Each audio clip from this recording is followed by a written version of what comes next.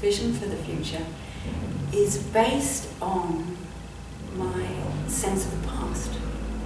It's based on looking back at an older past, a deeper past, a pre-patriarchal past, the past that we encounter in myth and story, that we see when we look at archaeology, when we look at those beautiful statues of goddesses, and we get a sense of the kind of relationship that people had to the earth when they were goddess-centred, when they were earth-centred, when they were relying on the earth for everything. And I think that's something that I want to draw inspiration from to inspire a vision for the future.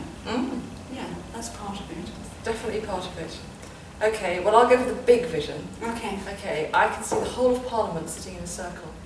A collaborative circle such as we sit in at Woodsisters, in which there is deep listening, and people are not there to be adversarial and argue the case, but actually to deeply listen to what the other person has to say, so that we actually end up with a consensus rather than somebody winning the argument. That's one view I have. And then story. Central to what we do at Woodsisters is story and the recovering of ancient story. And I think that our education system could do well to take on board the idea that for millennia our brains were wired to understand through story, that we made sense of our world and we explored the things that didn't make sense through story. And there's such wisdom encoded in those old stories. And if you say once upon a time, everyone's listening to you. yes.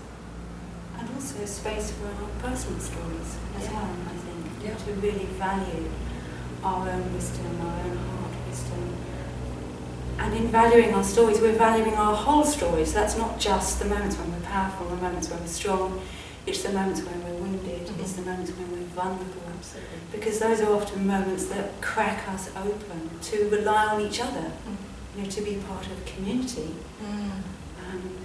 Yeah, and also the other thing I would like Parliament to do, Oh yes, while yes. it's gathering in a circle, Now we've got a picture of it. okay, and listening to stories, is I'd like it to take time for silence. Yes. Time for silence and stillness, for really dropping into the sacred core of our being, because I think when we do that, we sense that we are part of something much bigger. Yeah.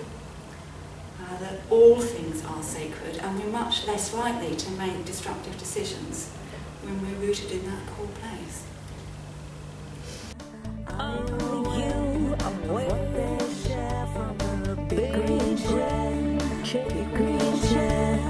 I know what they share from the big green